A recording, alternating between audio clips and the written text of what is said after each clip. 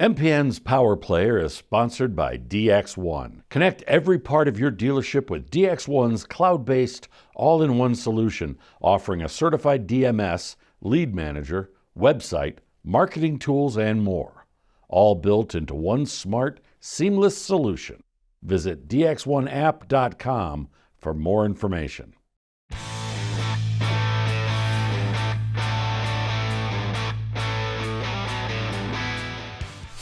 Hey guys, it's Greg Jones for Motorcycle and Powersports News. Welcome to another episode of Power Player. Today we're at the 2024 AIMExpo and I'm joined by AJ Meisel of Plano Kawasaki Suzuki.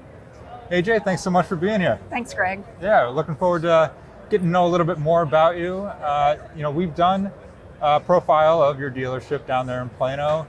You were also featured in our Two Wheels, Two Ways series as Patrick and Jackie drove from Akron on their motorcycles out to Vegas. They made a stop at your dealership. Yeah. But wanted to know a little bit more about yourself and how you got into this industry. You've been in it now for 30 years. You've had employees at your dealership that you were telling me off camera are starting to look at retirement. They've been with you for forever. So there's got to be something special about you, and we want to know a little bit more. So if you would, tell us a little bit about your background. What did you start out doing? What led you into the power sport motorcycle world? How'd you get into it? That's kind of a fun story and not super original, but I was actually going to school for something entirely different. Okay. I wanted to be a designer, and I went shopping for a motorcycle. I've been riding for 43 years now. Okay. And found that I met the dealer principal, and they offered me a job, and I declined it. And I thought, well, this would be fun, but I'm going to school for something different. They stayed in contact, and I ended up going to work for that dealership as an F&I girl. Back in the day, F&I departments weren't really in the motorcycle. It was kind of like a pioneer position. Yeah. So I eventually went to work for that dealership and grew into where I am today as a GM. Yeah, very cool. Yeah. Now, you said you were into design back in the day. Do you ever miss it? Do you ever do something where you still get to design certain things? No, but my husband will tell you I rearrange the furniture a lot. Very good. Well, it keeps it fresh, right? Yes. All right. So you started out in F&I. What was that like? Like you said, kind of being in a pioneering position back then. It's totally different, now versus then. Yeah. Back then, we still had dot matrix printers. Most of the time, the printers wouldn't align with the machine, with the paper, so we ended up handwriting a lot of contracts. We had a very archaic F&I program, so a lot of the payments and things that we figured were by hand. Yeah. I've also been an insurance agent that long. We sold insurance back then because in our state you have to have insurance to take delivery of something. And we didn't have that option to buy insurance even on a Saturday. Yeah. And so we did hand forms for writing insurance and mailed those copies off with a check. Wow. Really a long time ago. Things have evolved for sure. Absolutely. But I still write insurance today at the dealership. It's actually an income stream for us. It's good residual business. But obviously things have progressed. Yeah. I still do backup F&I. It's probably one of my fun parts of my job. Yeah. When our F&I girl is busy and I need to do overflow or she's absent. I love getting in the box and doing F&I. Stepping in, yeah. Back in the day, we didn't have menu selling, so that's totally different than what it used to be. We had a few options. We had credit life and accident and health, and then we also had extended warranties, and that was it. Yeah, definitely changed, as Yes. you said. All right, so AJ, tell us how Plano Kawasaki Suzuki came about. Was that a store that had been there and then you came in, or were you part of founding that dealership? So it was already established, Okay. and there's a whole long story there that I'll just say that I've been there since '99. Okay. And have pretty much run the dealership since then. Yeah. It's been absolutely something that I was passionate about from the beginning, and I'm as passionate about now. The difference is now I've made enough mistakes to learn my job a little bit better. Yeah. And so it's made it more pleasurable. The learning part was the hard part. This is the easy part. We have a great crew, excellent team, probably the best I've ever had. And that comes from a good culture. Yeah. We really like to make sure we take care of people and treat them like they would want to be treated. Our mission statement is the golden rule, so treat others like you would want to be treated. Right, absolutely. DX1 is the only all-in-one dealership management solution for the motorcycle and power sports industry. The perfect combination of a DMS, website, and suite of marketing tools that encourages dealers to invest in their customers and not into separate software to run their dealership. All of the components of DX1 work seamlessly together to increase their staff's efficiency while allowing dealers to be with their customers rather than behind a computer screen duplicating data entry.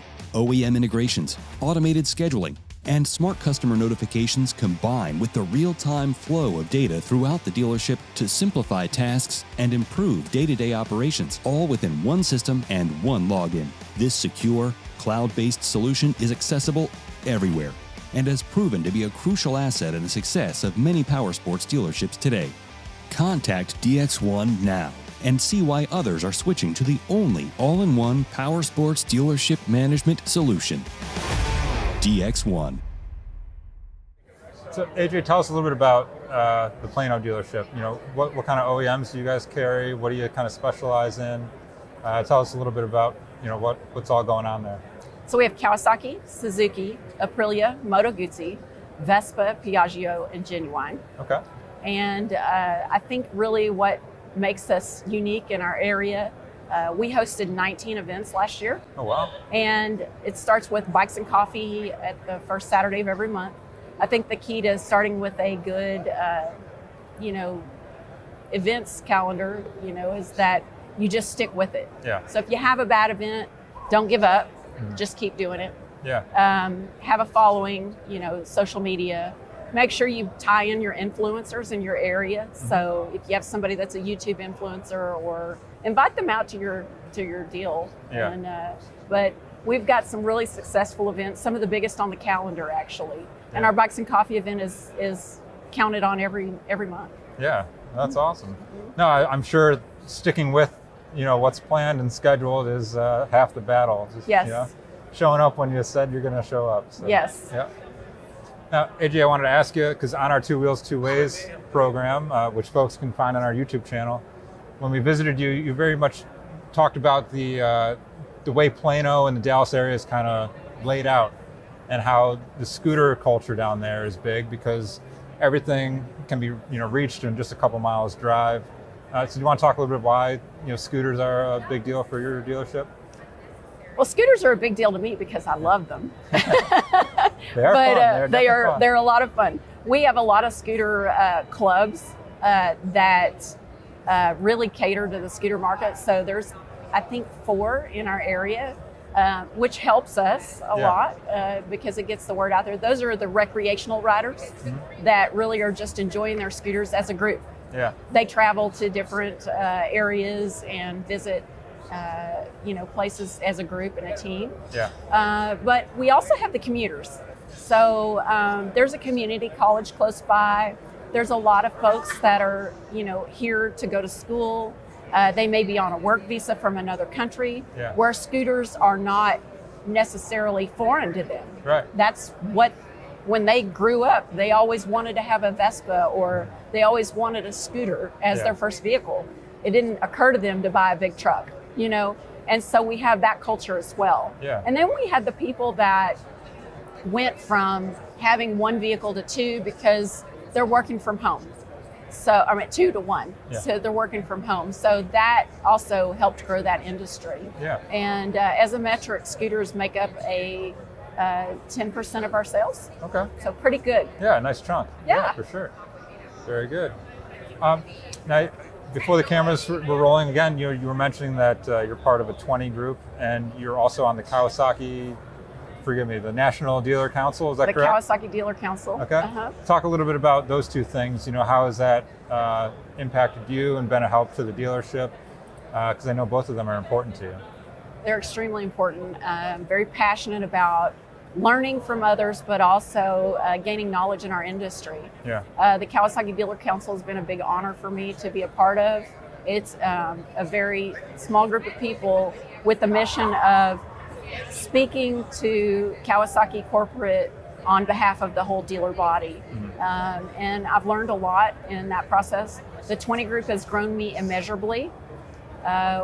We would have probably not taken on the Italian lines had it not been for my 20 group. Yeah. And seeing that their opportunity for growth is out there, and the risk is worth it, I would have probably stepped away from the risk. But with the 20 group, you have peers, mentors, friendships, and it's very number centric so that you really can look at the metric. Is this profitable and is this worth it? Right. What does it look like analytically? If we go by our gut feeling, chances are our gut's probably not going to lead us the right direction out of fear or other emotions that get in the way. Yeah, absolutely. But if we go by the metrics don't lie. Facts are facts. The black and white on the P&L is what we need to focus on when we're making business decisions. And the 20 group helps me with that. Yeah, well, that's excellent. I've never heard anyone speak poorly about a 20 group. It's always recommending that people get involved in 20 I agree. groups. And you're certainly one of those people recommending that others do it. So that's great that it's been what it has been for you. So, AJ, I wanted to ask, have there been any specific challenges, recently at the dealership that you guys have had to overcome? Just things that come with the industry that have been, a recent trend that you guys are just trying to face and overcome and get beyond? So obviously, just like everyone else, COVID threw us in a different level. First of all, we never would have expected that. There was no way to predict what happened. Yeah. Then the lack of inventory, that was another thing that we had never seen before. Now we're facing the opposite, and that's managing the overflow of inventory. Right. A unique thing that's happened with us is we have more inventory than we would normally like to have this time of year, and we don't have necessarily the right product segments for what we're needing to sell.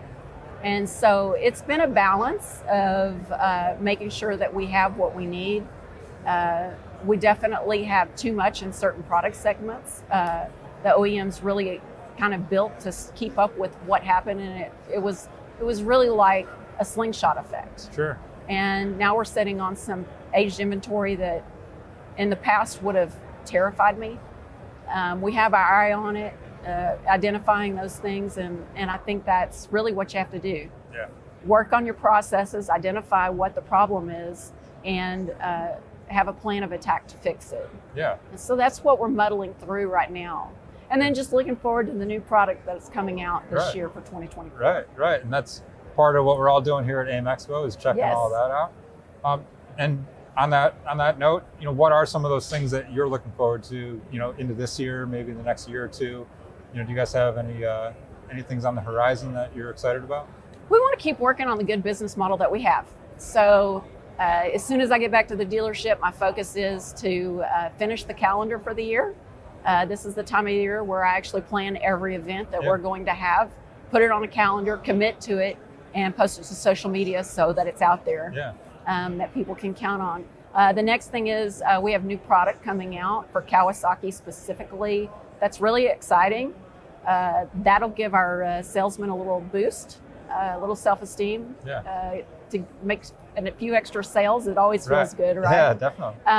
And so we're looking forward to that. So I think, again, just continuing the good, positive business model that we've got going, and then adding to that. We're staffed up.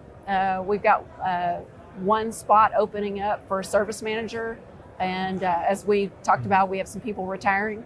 But outside of that, we've got a great staff. And I think this is the time of year where if people are looking to do something different, this is the time to do it. Yeah. So if you're going to make a change, do it right now. Yeah. Before the season kicks off. And just looking forward to seeing how 2024 polishes up for us. Yeah, absolutely. Us too. Well, AJ, really appreciate the time. Thank you, Greg. Yeah, it's a pleasure getting to know more about you and Plano Kawasaki Suzuki. Guys, that's been another episode of Power Player. Make sure you're checking out everything that AJ has going on down there at Plano Kawasaki Suzuki. And as always, make sure you're checking out Motorcycle and Powersports News for more motorcycle and powersports content. Thanks for watching. We'll see you next time.